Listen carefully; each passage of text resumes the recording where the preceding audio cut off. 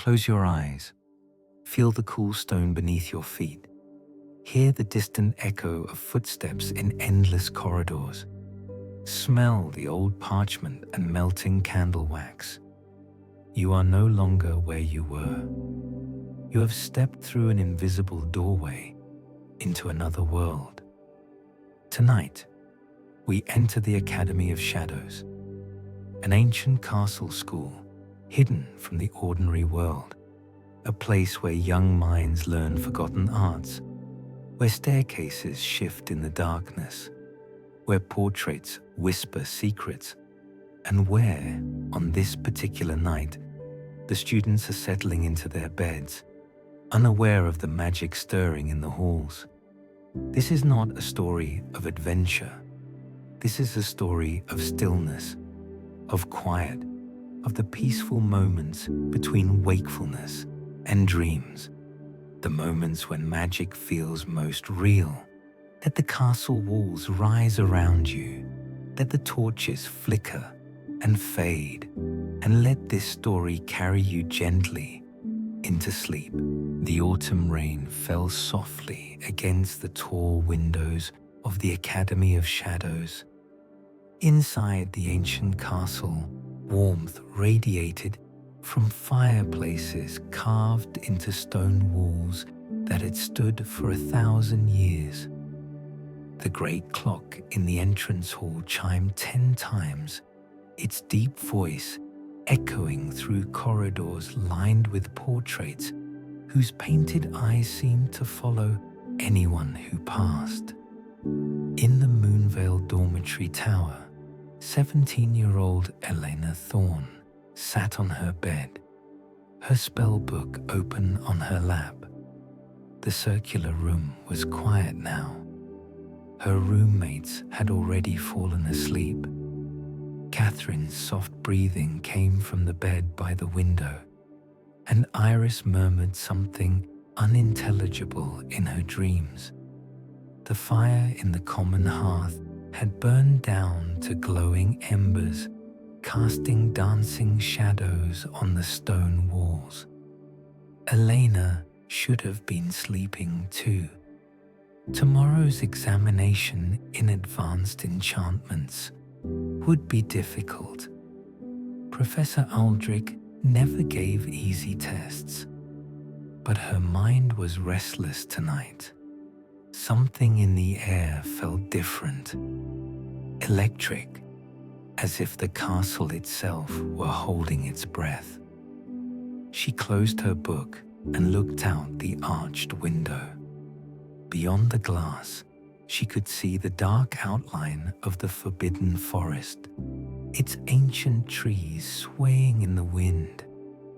Somewhere in that forest, her grandmother had told her, lay the original foundation stone of the Academy, a massive crystal that still pulsed with the magic of the founders. Students were forbidden to search for it. Many had tried over the centuries. None had succeeded. Elena stood and wrapped her silver-grey house cloak around her shoulders. The Moonvale crest, a crescent moon over still water, was embroidered on the breast. She slipped her feet into soft shoes and moved quietly toward the door. If Prefect Marcus caught her wandering after curfew, she'd lose house points. But she didn't care. She needed to walk, to think, to feel the castle's nighttime energy. The spiral staircase was lit by enchanted lanterns that floated near the ceiling, their blue flames never flickering, never dying.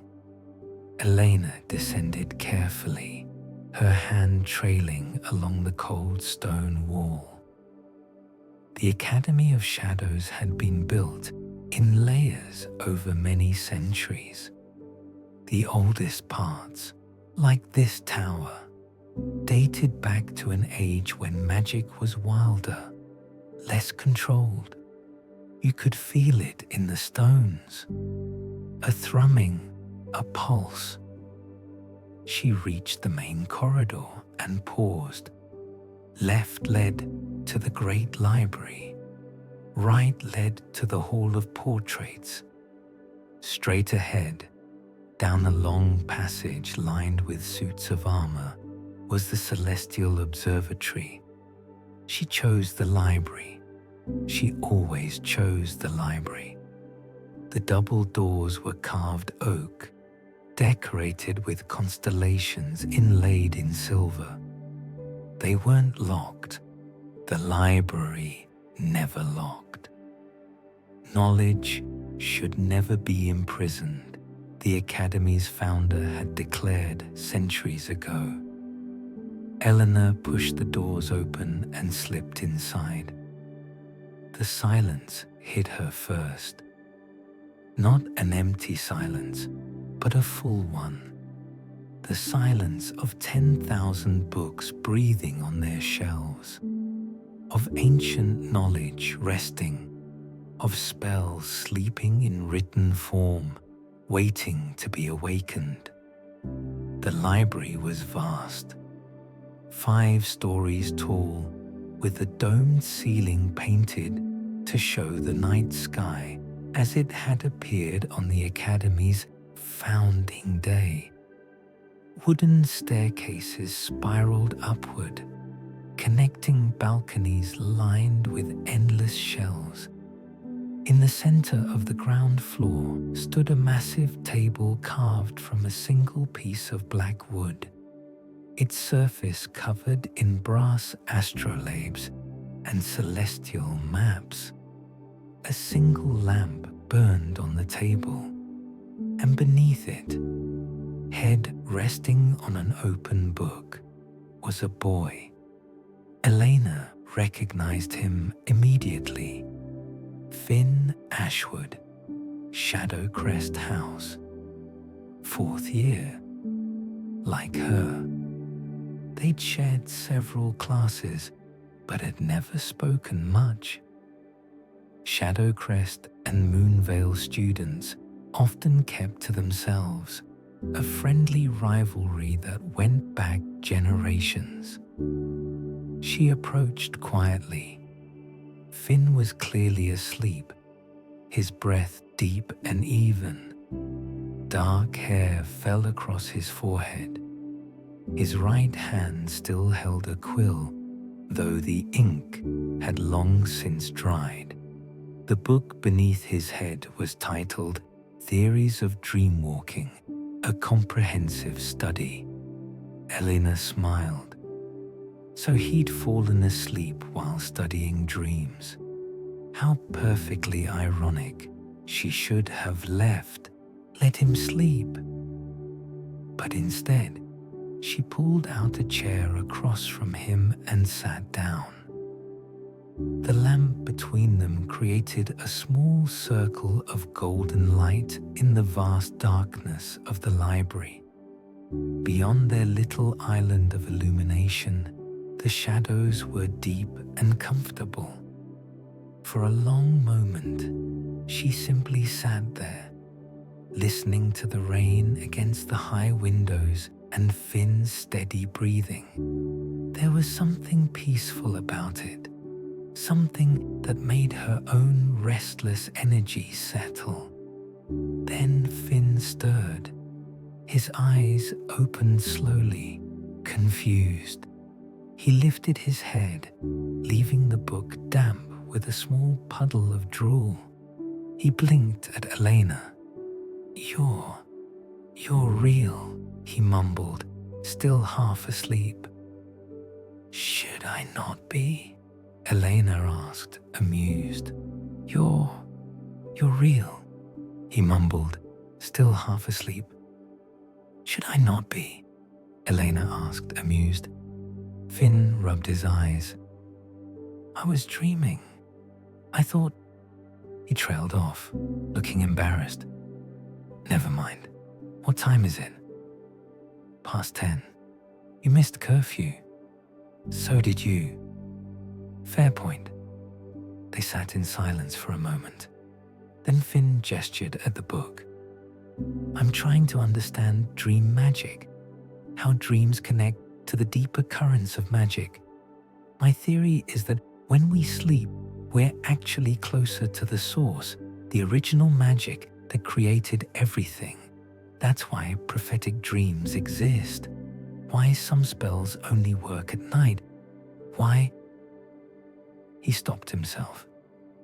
Sorry, I tend to ramble when I'm tired. Don't apologize, Elena said. I like it. I've never thought about dreams that way. Most people don't. Finn sat up straighter, more awake now. They think dreams are just random noise, brain activity. But magical theory suggests dreams are real, just in a different layer of reality. When we sleep, we visit that layer. We just don't usually remember it clearly. Elena leaned forward. So what you're saying is, right now, while students are sleeping all over the castle, they're actually somewhere else? Touching some other realm? Exactly. Finn's eyes brightened with enthusiasm, and the castle enhances it. The academy was built on ley lines, intersections of natural magic. That's why it's always been a school. The magic here makes learning easier, makes spells stronger, and at night, it makes dreams more vivid, more real.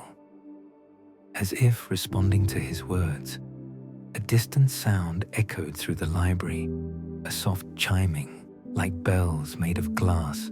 Both students looked up. What was that?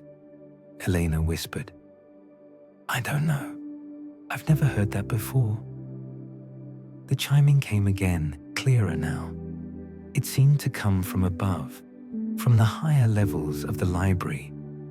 Elena stood. Should we investigate? Finn hesitated. We're already breaking curfew. If we get caught wandering around, then we'll already be in trouble anyway.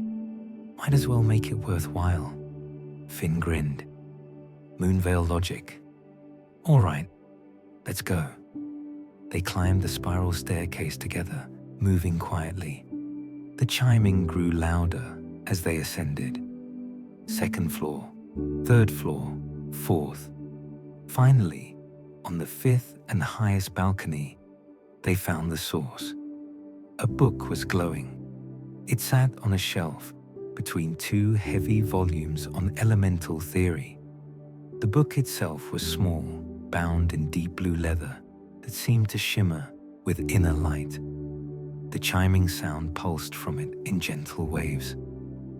I've never seen that before, Finn breathed, and I've explored this library hundreds of times. Elena reached for the book.